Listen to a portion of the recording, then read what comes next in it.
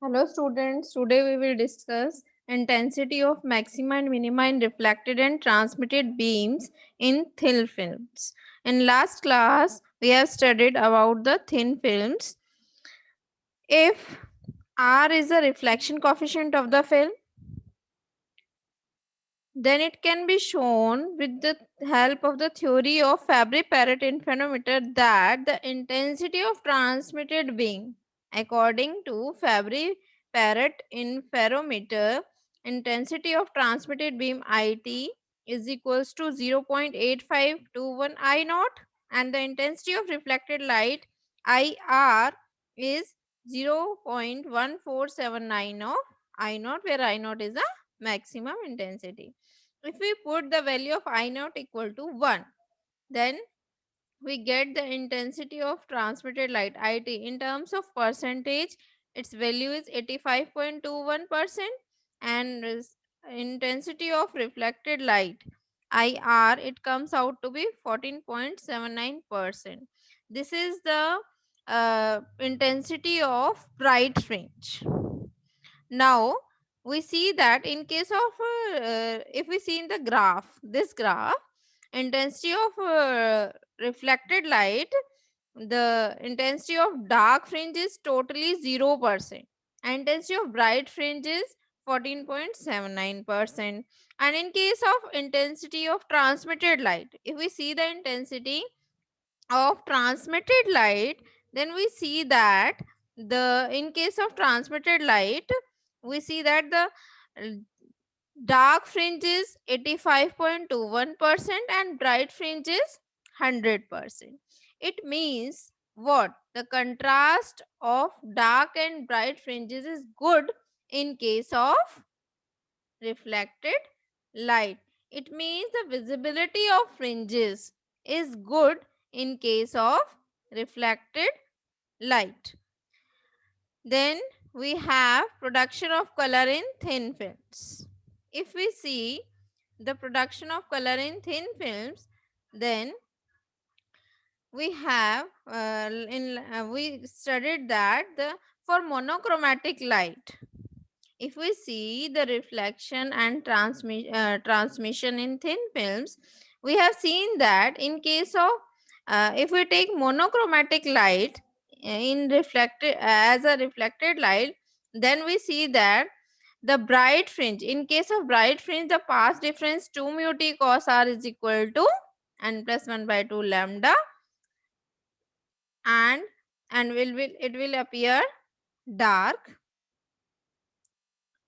when the path difference is n lambda, means 2 mu t cos r equal to n lambda. If we expose the film to the white light, if we use white light, not the monochromatic light, then we see that the band of colors or the fringes are in colored form, or the fringes are colored. The path difference between the rays coming from the top and bottom of the film, path difference को हम donate denote कर रहे हैं 2 mu T cos are से। कितने जो to तो path difference किस पे डिपेंड करेगा? Mu, lambda, T and R for the particular position of I with respect to given part of the film. Particular position की अगर हम बात करेंगे तो किस पे डिपेंड करेगा? थिकनेस पे और एंगल ऑफ रिफ्लेक्शन पे। लेकिन अगर हम कहते हैं पर्टिकुलर फिल्म है तो थिकनेस फिक्स है और उसका एंगल ऑफ रिफ्लेक्शन भी फिक्स होगा।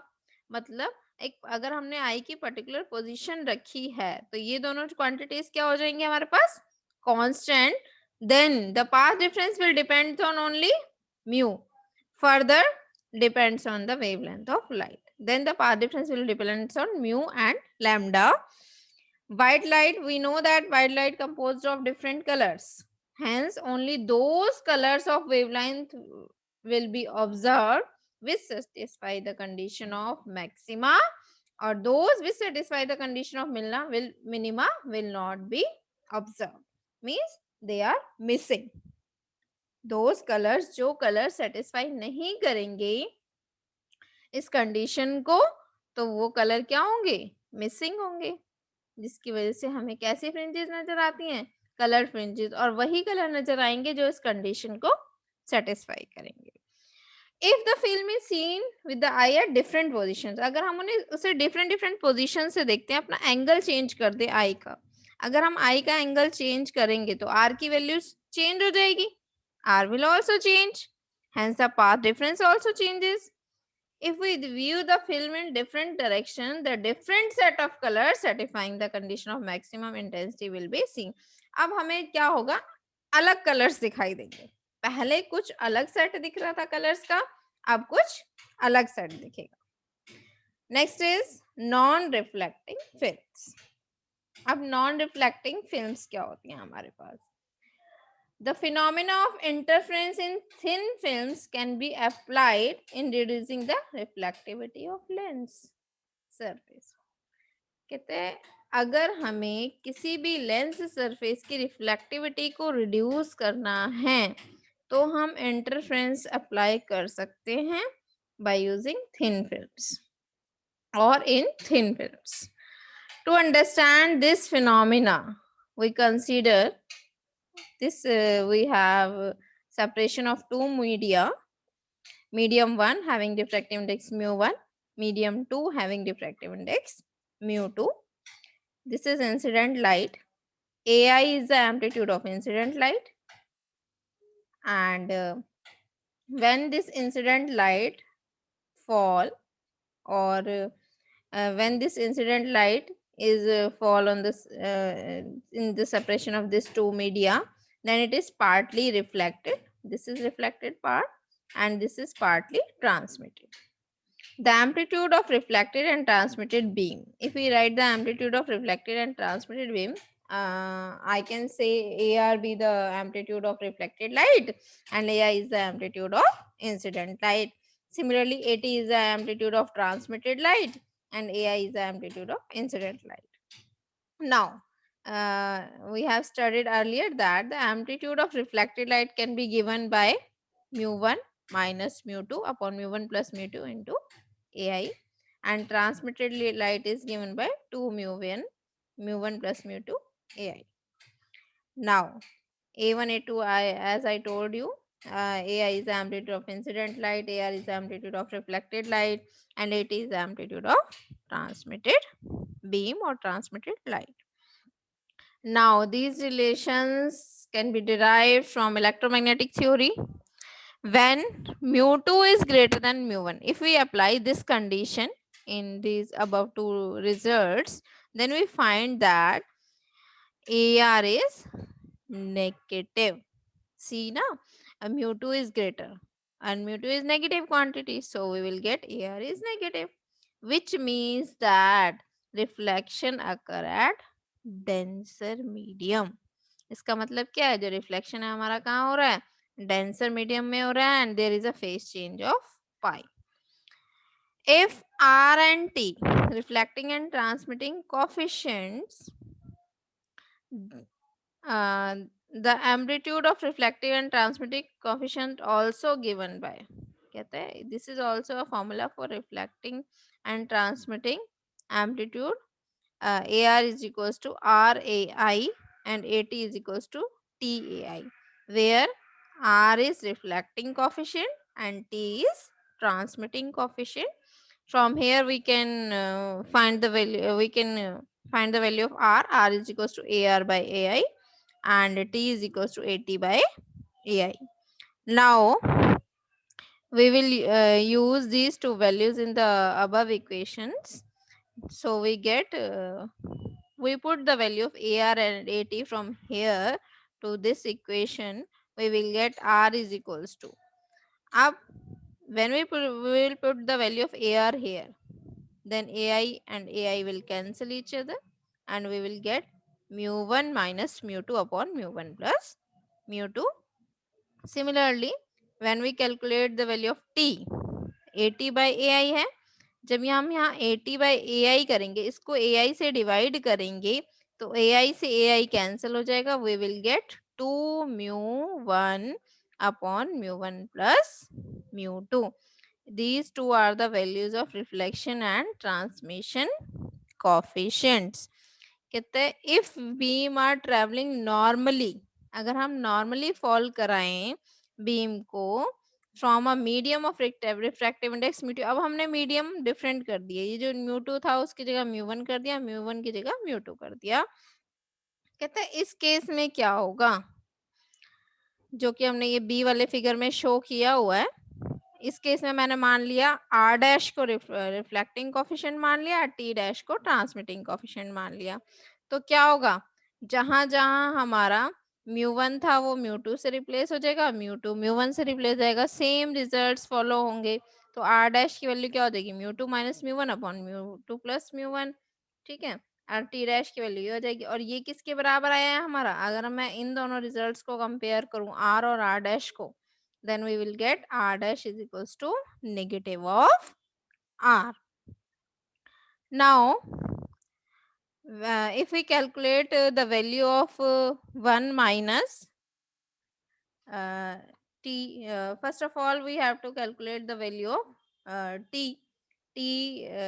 r dash और t dash की वैल्यू हमें यहाँ से मिल जाएगी when we replace the value of mu 2 by mu 1 and mu 1 by mu 2. Now I am calculating 1 minus, this is I think not clear, this is 1 minus tt dash. I will put 1 minus tt dash and solve it. This is Stokes relation. From here we will prove the Stokes relation. So 1 minus tt dash equal to 1. Put करेंगे equal to 1 minus T और T dash की values put करेंगे, solve करेंगे। तो देखिए कैसे solve करेंगे, नीचे यहाँ पे हमारा क्या है mu one plus mu to, यहाँ भी mu one plus mu to, तो ये mu one plus mu two का स्क्वायर हो जाएगा। तो यहाँ म्यू वन प्लस म्यू, नीचे mu one plus mu two का स्क्वायर आ गया,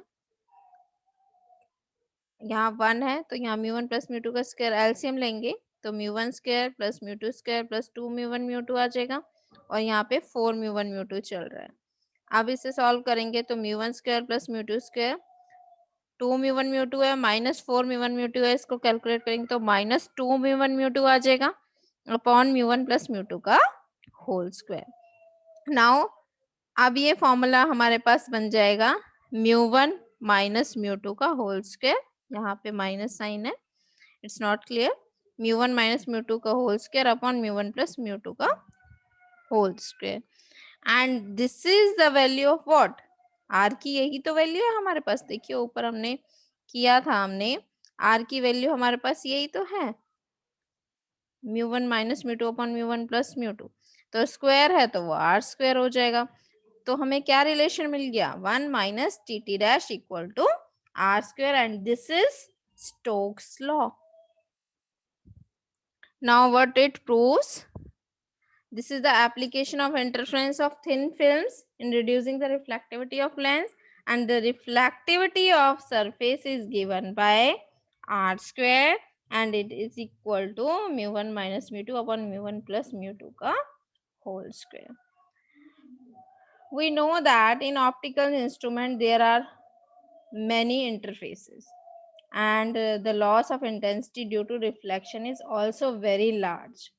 So for normal incidence, the reflectivity, if we calculate the reflectivity in case of round glass of refractive index 1.5, then and air as air interface, then we can calculate, put the value of mu 1 as 1.5 and mu 2 as air का refractive index 1 है, and we calculate it, we will get 0.04. It means what? Which means 4% of the incident light is reflected. Similarly, we can calculate it for dense flint glass of refractive index 1.67, and it comes out to be 0.06, which means 6% of the incident light is reflected.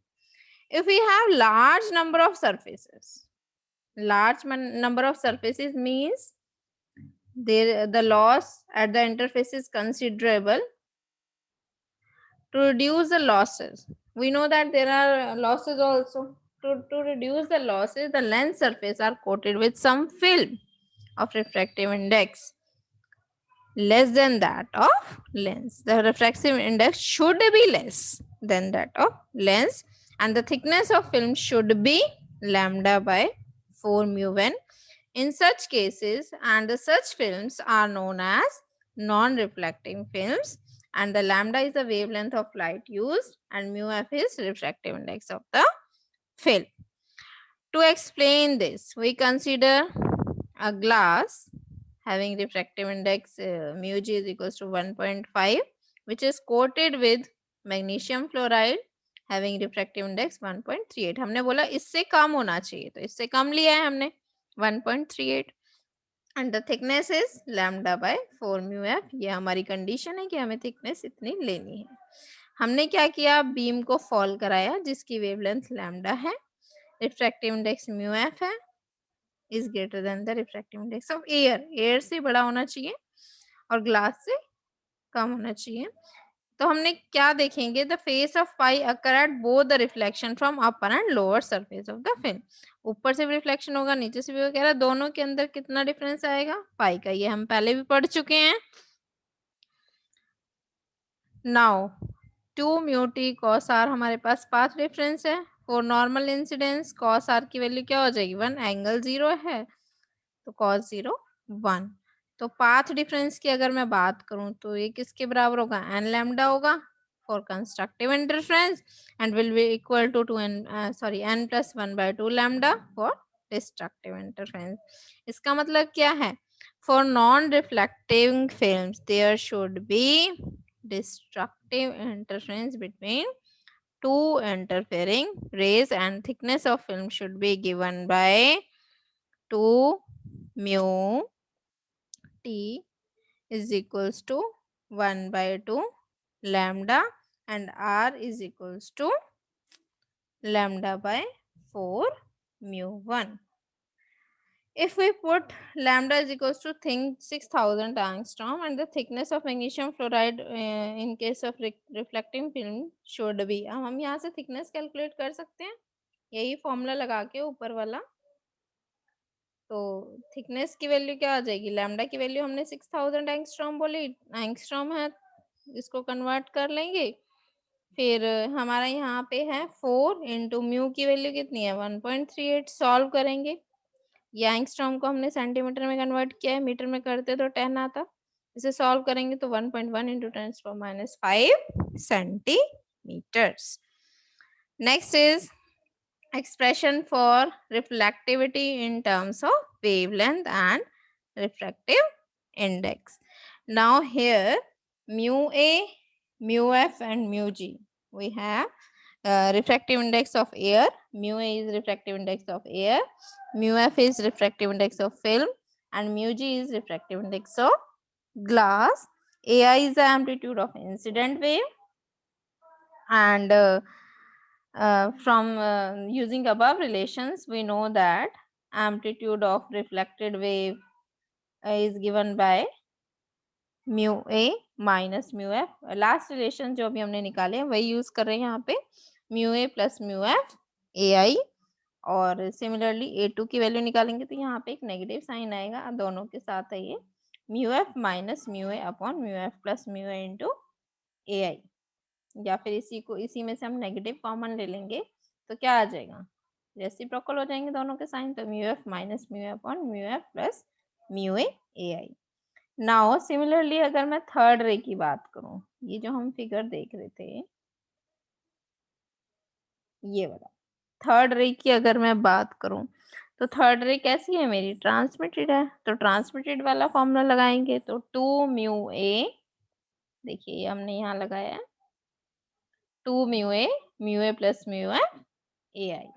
Now amplitude of fourth ray के लिए amplitude के लिए अगर हम बात करें, fourth रे देखिए हमारी कौन सी है, फोर्थ रे ये वाली रे. तो इसमें A3 इंक्लूडेड है, A3 इंटू जो फोर्थ की वजह से होगा रिफ्लेक्टेड की वजह से. तो A3 हमारी जो थी वो वैल्यू पुट करें इंटू फोर्थ के लिए जो रिफ्लेक्टेड वे है, तो क्या आएगा म्यू एफ हमारा था ना नॉन रिफ्लेक्टिंग फिल्म का रिफ्रैक्टिव इंडेक्स, तो mu F minus mu G upon mu F plus mu G. Mu G क्या है हमारा, refractive index of glass. Now this is reflection coefficient ना. Now put the value of A3 here. यहाँ से ये value put कर देंगे. Similarly हम A5 का निकालेंगे. तो A5 के अंदर देखिए, A5 के अंदर यहाँ से अगर हम बात करें तो A5 रे यहाँ से होकर यहाँ से आ रही है. तो जो A4 का आया उसके अंदर हम ये A5 का ट्रांसमिटेड वाला मल्टीप्लाई कर देंगे. तो हमारा ये देखिए ट्रांसमिटेड वाला ये मल्टीप्लाई कर दिया. Now put the value of A4 here. ये वाली वैल्यू यहाँ पुट कर दी. सॉल्व किया. कहते हैं for complete destructive interference between the two waves second and fifth there amplitude should be same. कहता है अगर कंप्लीटली डिस्ट्रक्टिव इंटरफेरेंस हो रहा है तो जो एम्पलीट्यूड है सेकेंड वेव का वो फिफ्थ के बराबर होना चाहिए. देखिए दोनों वेव सेम पैरेलल लाइन में जा रही हैं तो इनका एम्पलीट्यूड क्या होना चाहिए, सेम होना चाहिए. अब हम क्या करेंगे, दोनों को सेम रख देंगे. वैल्यूज पुट करेंगे A2 और A5 की. यहाँ पे वैल्यूज पुट की, सॉल्व किया. रिफ्रैक्टिव इंडेक्स एयर का 1 पुट कर देंगे और refractive index mu F non reflecting film के लिए इसको हमने पुट कर दिया 1.38 फॉर पर्टिकुलर ग्लास. सॉल्व किया तो हमारे पास आया near about 1. Substituting this value in equation here, so you will get when we will put this value here. देखिए 2 into 2 4 mu A mu F ये आया था ना हमारे पास. ये वैल्यू सब 1 हो गया तो हमारे पास क्या बचा, सिर्फ ये बीच वाला पोर्शन बचा mu G minus mu F upon mu G plus mu F. Solve करेंगे, क्रॉस मल्टीप्लाई करेंगे, यहाँ से हमें रिलेशन मिलेगा mu F is equals to mu A into mu G. अगर मैं बोलती हूँ हमने फ्लिंट ग्लास लिया है जिसका रिफ्रैक्टिव इंडेक्स 1.66 है तो उस केस में एयर का तो 1 हो गया, इसकी वैल्यू 1.66 हो गई. सॉल्व किया we will get 1.29 means by और ये तो हमारा फ्लिंट ग्लास से आया. अगर मैं क्राउन ग्लास यूज करूं तो मेरे पास 1.21 आएगा. तो इसका मतलब क्या है, now for the film of thickness lambda upon 4 mu F the reflectivity is given by, ये ऊपर से हमने फॉर्मूला ले लिया. कहता है अगर हमारे पास वेवलेंथ इतनी है तो रिफ्लेक्टिविटी की वैल्यू ये होगी. अगर म्यू ए की वैल्यू 1 पुट कर दूं, मैग्नीशियम फ्लोराइड के लिए म्यू एफ की वैल्यू हमारे पास 1.38 है, म्यू जी की वैल्यू हमारे पास है, तो रिफ्लेक्टिविटी हमारे पास आई नियर अबाउट 1.3%. और अगर फिल्म नहीं होगी तो उस केस में आएगी 4%. तो इसका मतलब क्या है, द रिफ्लेक्टिविटी को हम क्या कर रहे हैं, कम कर रहे हैं by using dense flint glass की फिल्म यूज करके. इस टेक्निक को हम कहते हैं रिफ्लेक्ट. इस टेक्निक जो रिफ्लेक्टिविटी है उसे हम कहते हैं blooming. and the thickness is given by lambda by 4 mu f, and the film of given thickness and refractive index is non-reflecting only at a particular wavelength. For a light of having different wavelength, no non-reflective film decreases. It means what, कि अगर हमारी film जिसका refractive index non reflecting होगी particular wavelength के लिए और जिसकी different different wavelength होंगी तो उसकी फिल्म की अगर वेवलेंथ हमारी देखो यहाँ से अगर कम होगी तो थिकनेस भी कम हो जाएगी, वेवलेंथ इंक्रीज होगी तो थिकनेस भी डिक्रीज होगी, और वेवलेंथ की कम वैल्यू होगी तो थिकनेस की भी कम वैल्यू होगी. तो film is non reflecting only to a thickness lambda by 4 mu F. सिर्फ यही रिजल्ट एप्लीकेबल है, ऐसा नहीं है कि हम इसके ऑड मल्टीपल्स ले लेंगे, इनके लिए ये एप्लीकेबल नहीं है. ऑल्दो यहाँ पर भी हमें डिस्ट्रक्टिव इंटरफेरेंस शो करेगा बट ये रिजल्ट जो है यहाँ पर एप्लीकेबल नहीं है. हम सिर्फ थिकनेस की ये वैल्यू यूज करके ही इस फिनोमेना को कर सकते हैं, ब्लूमिंग को कर सकते हैं. It should be noted that Young's double slit experiment, the energy is not lost. Energy actually खत्म नहीं होती. हम कहते हैं कुछ ब्राइट फ्रिंज बन गई, कुछ डार्क फ्रिंज बन गई, एनर्जी लॉस नहीं हुई. एक्चुअली हुआ क्या, उन लाइट रीडिस्ट्रीब्यूट हो गई. तो जो डार्क फ्रिंजेस बनी है उन्होंने अपनी लाइट मैक्सिमा वाले को दे दी, ब्राइट फ्रिंज वालों को दे दी. In case interference thin films, the energy appear mostly in the transmitted light. अगर मैं इंटरफेरेंस की बात करूं तो मेनली जो एनर्जी मिलती है हमें कहाँ मिलती है, ट्रांसमिटेड लाइट में. Next is high reflectivity bye thin film deposition. Mainly हम थिन फिल्म डिपोजिशन हम हाई रिफ्लेक्टिविटी के लिए भी करते हैं. जहाँ हमें रिफ्लेक्टिविटी ज़्यादा चाहिए वहाँ भी हम थिन फिल्म्स का यूज़ करते हैं.